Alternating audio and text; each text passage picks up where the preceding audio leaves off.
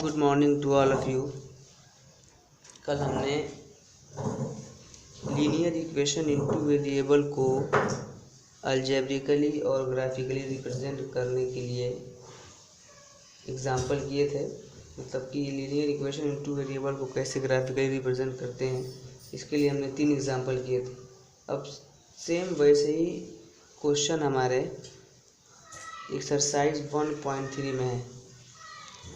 Exercise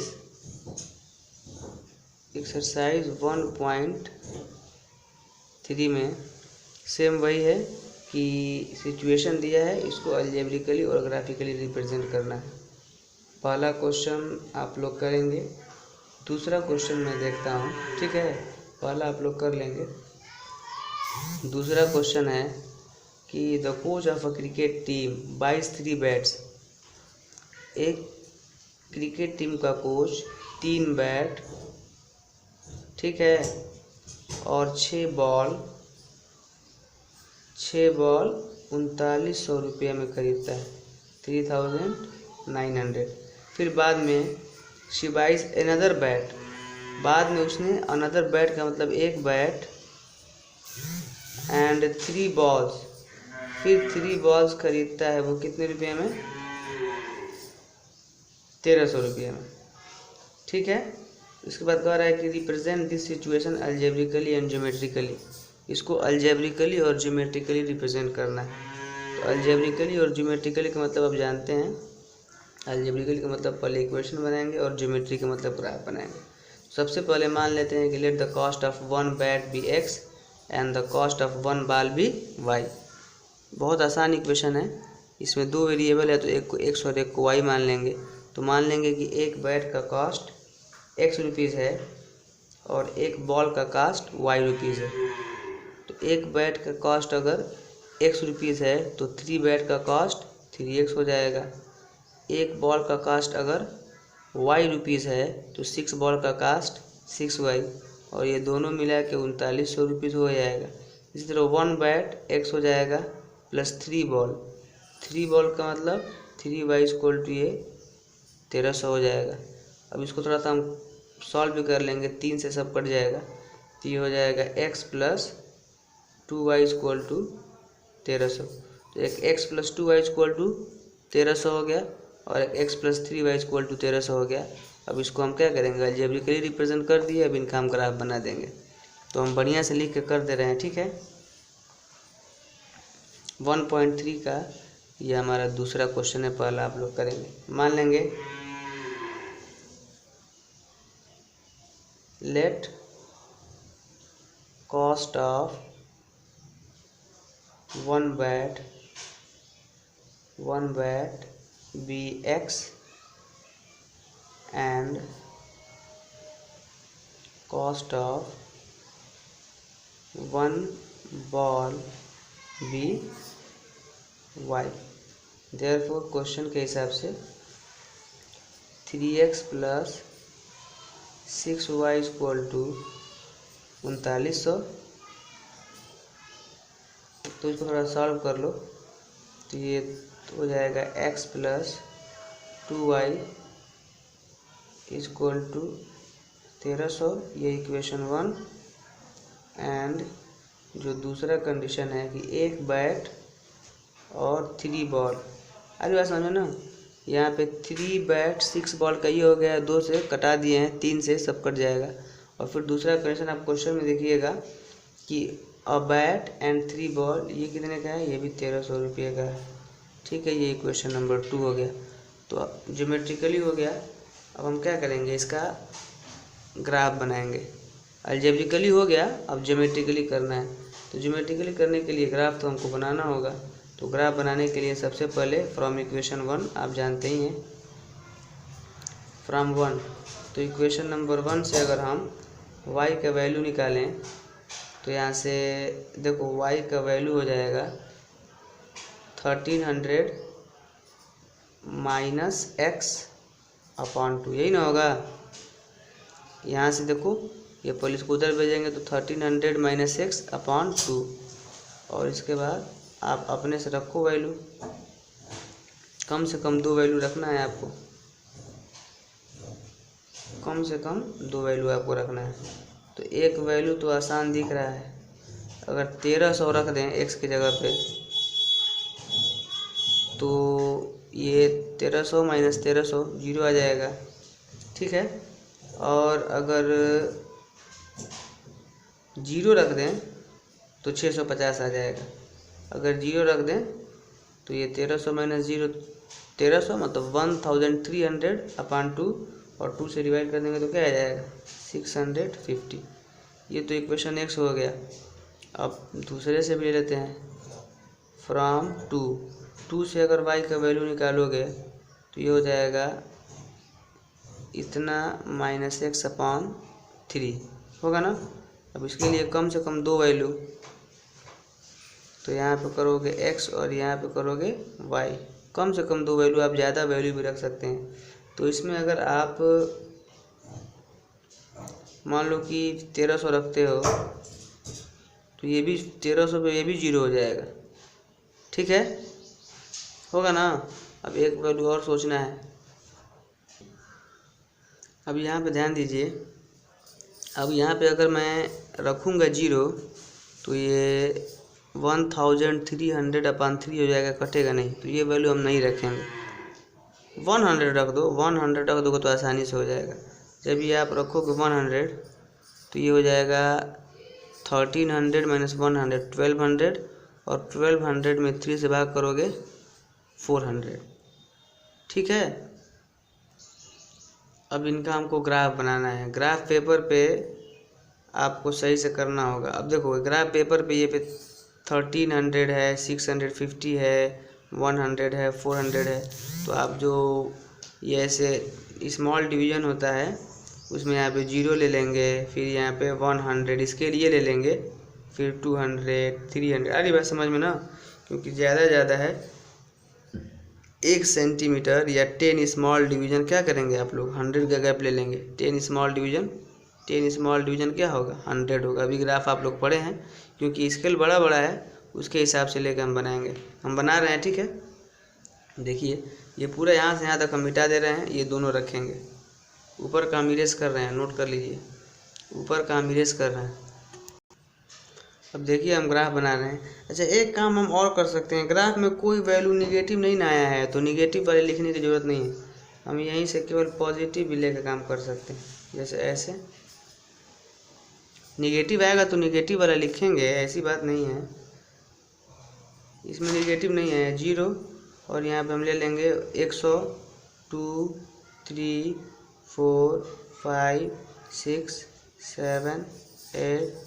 देखो अभी दिक्कत हो रहा है, ये 1300 जाना है ना, और इधर से ले लो 1300 जाना है, ये ध्यान रहे। तो ग्राफ पेपर पे तो सही बनेगा, यहाँ हमको थोड़ा सा दिक्कत हो रहा है। हम यहाँ से ले रहे हैं, ठीक है। यह हमारा x एक्सिस है, ये x डैश, और ये y डैश, यहाँ पे 0, यहाँ पे 100 200 300 400 500 600 700 800 900 1000 1100 1200 1300, यहाँ पे 1400 मान लो। थोड़ा सा मैं लिख देता हूँ, यहाँ पे 200 3 4 ये 5 6 7 8 9 10 ये 1000 ये 13। यहाँ भी 1 2 3 100 है, ये 100 200 300 4 5 6 7 8 9 10 11 12 13। यहाँ भी है 1300, क्योंकि 1300 आ रहा है ना, इसीलिए। अब हमको क्या क्या रिप्रेजेंट करना है, 1300 0, तो 1300 0 ये पॉइंट होगा ना। फिर 0 605, देखो 0 605 ये 100 200 300 400 5 6 1 2 3 4 5 6 ये 600 है, तो ये 650 होगा बीच में 650 ये पॉइंट। अब इनको मिला के हम एक लाइन ड्रॉ कर देंगे। पहला हमारा बन गया।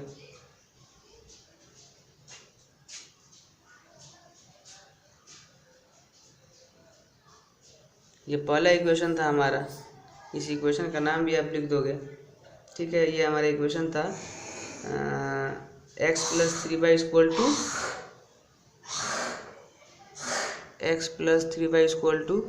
1300, ये ना था। जो भी हो मैं इरेज कर दिया हूँ, आप लोग देख लेना कि ये किस इक्वेशन का था, किस इक्वेशन का ये है, उस इक्वेशन का यहाँ पे नाम लिख दोगे। अब दूसरा आपका है 300, यही पॉइंट है सेम। उसके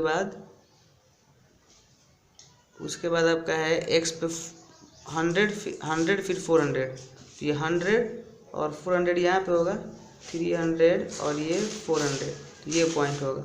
मतलब कि 100 और 400 ये पॉइंट होगा ना। ध्यान से देखिए, x पे 100, ये x पे 100 और y पे 400, तो x पे 100 y पे ये पॉइंट होगा। अब इसको हम जोड़ते हुए ऐसे ये मिला देंगे, ये हमारा ग्राफ बन गया। ऐसे ही ग्राफ बनेगा। अब इस इक्वेशन कौन सा है, ये उस इक्वेशन का नाम, दोनों इक्वेशन लिख देंगे, इस इक्वेशन का और इस इक्वेशन का। इस तरह से हमारा ये क्या बन गया, ग्राफ बन गया, ग्राफिकली रिप्रेजेंट हो गया। अब देखो दोनों ग्राफ एक दूसरे को इस पॉइंट पे क्या किए हैं, इस पॉइंट पे इंटरसेक्ट किए हैं, तो ये सॉल्यूशन भी होगा, ठीक है। ये क्या होगा, हमारा सॉल्यूशन भी होगा। नोट कर लीजिए आप लोग, ग्राफ पे बढ़िया से बनाइएगा। और आप लोग भेजते नहीं हैं, सॉल्व करते ही नहीं है लगता है। सॉल्व कीजिए क्वेश्चन। इसी तरह से आप लोग तीसरा भी कर लेंगे। तीसरा मैं आप लोगों पे ही छोड़ रहा हूँ, ठीक है। इसके बाद जो हमारा अगला है पेयर ऑफ लीनियर इक्वेशन का सॉल्यूशन ग्राफिकल मेथड से। फिर यही करना है, ग्राफ बनाना है। अब वहाँ पे सॉल्यूशन क्या होगा, जहाँ पे दोनों कट करेंगी वही सॉल्यूशन होगा। दोनों लाइन एक दूसरे को जहाँ इंटरसेक्ट करेंगी वही सॉल्यूशन होगा। तो अगला भी जो हमारा है वो ग्राफ ही वाला है। ग्राफ का कॉपी खरीद लीजिए एक मोटा वाला। तो अगला जो हमारा टॉपिक है, पहले मैं समझा देता हूँ। Solution of pair of linear equation in 2 variable, ठीक है। Solution of pair of linear equation in 2 variable. इसको सॉल्व करने के जनरली 2 तरीके, ठीक है। एक तो अभी जो हम पढ़ाएंगे ग्राफिकल मेथड। कौन सा मेथड है ये, graphical method. Graphical method of solution of pair of linear equation in 2 method. एक हो जाएगा आपका, अभी तक हम किसी भी क्वाड्रेटिक किसी भी लीनियर इक्वेशन को सॉल्व नहीं कर रहे थे, बस रिप्रेजेंट कर रहे थे। अब सॉल्व करेंगे। सॉल्व करना मतलब x और y का वैल्यू निकालना। अब ये एक ग्राफिकल मेथड है, ठीक है, जो अभी हमको जस्ट पढ़ना है। और ग्राफिकल मेथड के बाद हमने बताया था आपको अलजेब्रिक मेथड। क्या बताया था, ठीक है, अलजेब्रिक मेथड। Algebraic method. अब अल्जेब्राइक मेथड में कई हैं। अब ये अल्जेब्राइक मेथड में कई मेथड हैं, यहीं पे मैं लिख देता हूँ। इसमें पहला आपका हो जाएगा सब्स्टिट्यूशन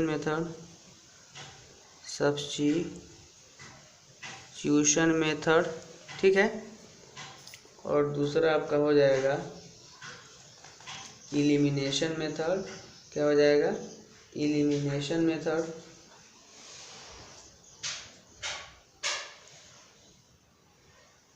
सॉल्व करने का तरीका है। और तीसरा आपका हो जाएगा क्रॉस मल्टीप्लिकेशन मेथड। क्या हो जाएगा, क्रॉस मल्टीप्लिकेशन मेथड, ठीक है। क्रॉस मल्टीप्लिकेशन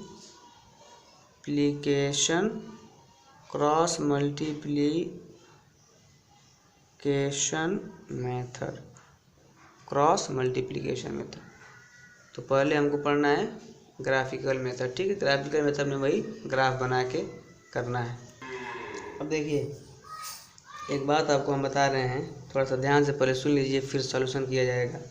जैसे हमने आपको बताया था कि जो हम ग्राफ बना रहे थे, किसी भी लीनियर इक्वेशन टू वेरिएबल का ग्राफ 3 तरीके का आएगा, ठीक है ना। पेयर ऑफ लीनियर इक्वेशन का ग्राफ 3 तरीके का आएगा ना, 3 तरीके का।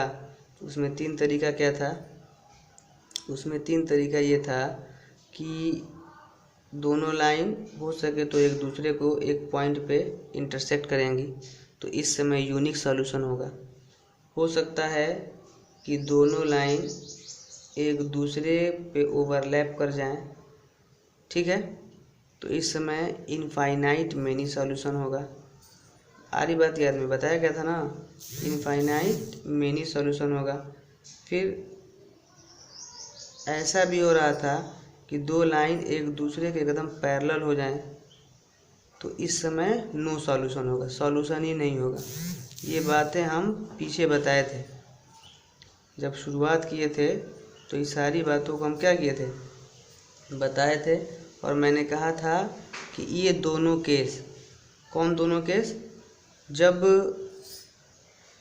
एक सॉल्यूशन हो या जिसको यूनिक सॉल्यूशन कहते हैं, और जब इनफाइनाइट मेनी सॉल्यूशन हो, तो इन दोनों केस को हम कहते हैं कंसिस्टेंट। क्या कहते हैं?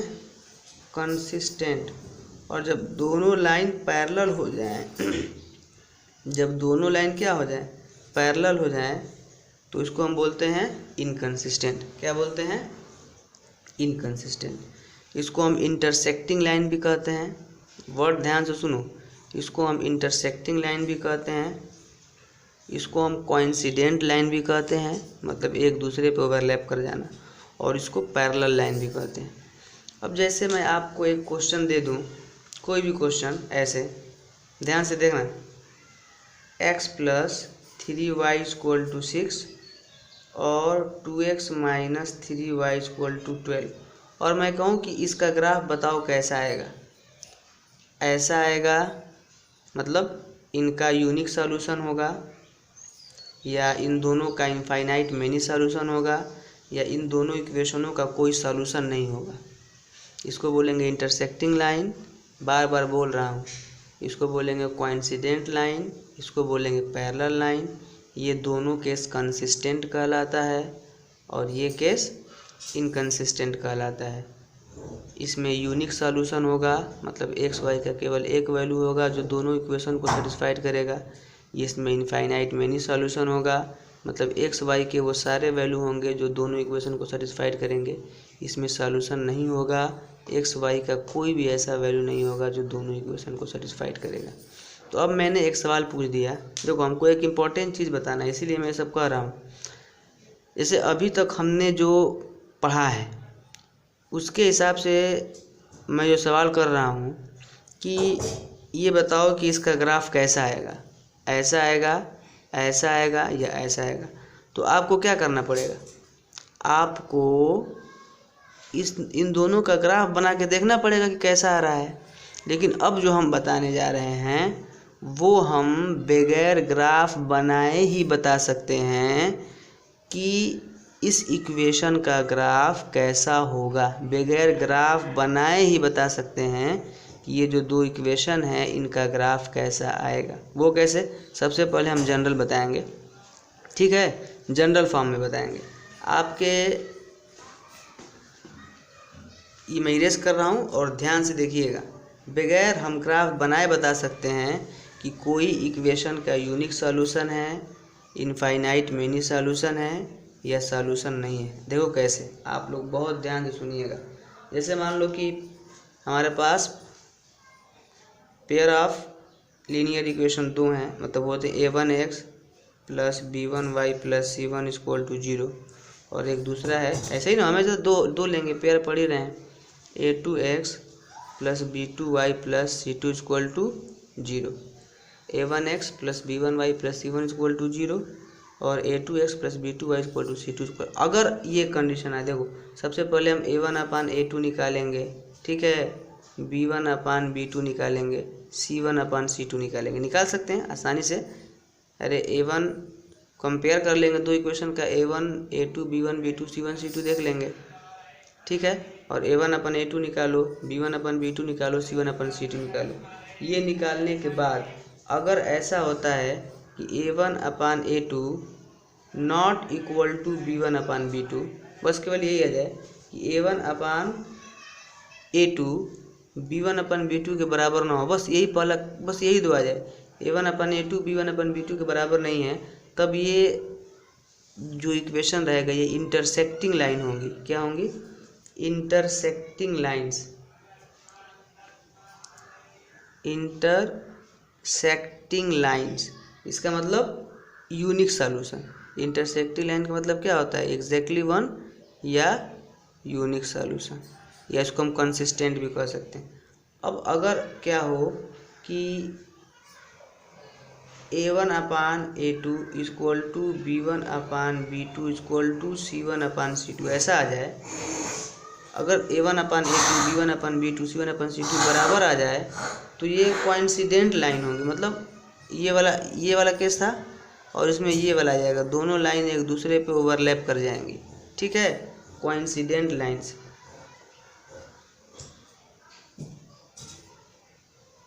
और इसमें क्या होगा? इनफाइनाइट मेनी सॉल्यूशन है कि नहीं? Infinite many solution. और इन दोनों केस को हम क्या कहते हैं? इन दोनों केस को हम कहते हैं कंसिस्टेंट, याद होना चाहिए। और अगर ऐसा कंडीशन आ जाए कि A1/A2 equal to B1/B2, A1/A2 B1/B2 के बराबर हो जाए but not equal to C1/C2, मतलब A1/A2 B1/B2 बराबर हो लेकिन A1/A2 C1/C2 के बराबर नहीं हो, B1/B2 भी C1/C2 के बराबर नहीं हो, तो इस समय होता है पैरेलल लाइंस। देखो बगैर ग्राफ बनाए हम बता दे रहे हैं, ग्राफ हम नहीं बनाना पड़ेगा। पैरेलल लाइंस, और इसमें क्या होता है? No solution. क्या होगा? No solution. दोनों लाइन एक दूसरे के क्या हो जाएंगी? पैरेलल हो जाएंगी। एक दूसरे के क्या हो जाएंगी? पैरेलल हो जाएंगी।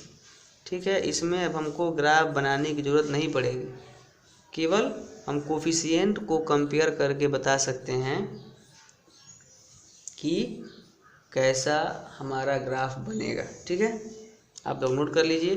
अब हम एग्जाम्पल से आपको ऐसे कुछ एग्जाम्पल देते हैं बताने के लिए।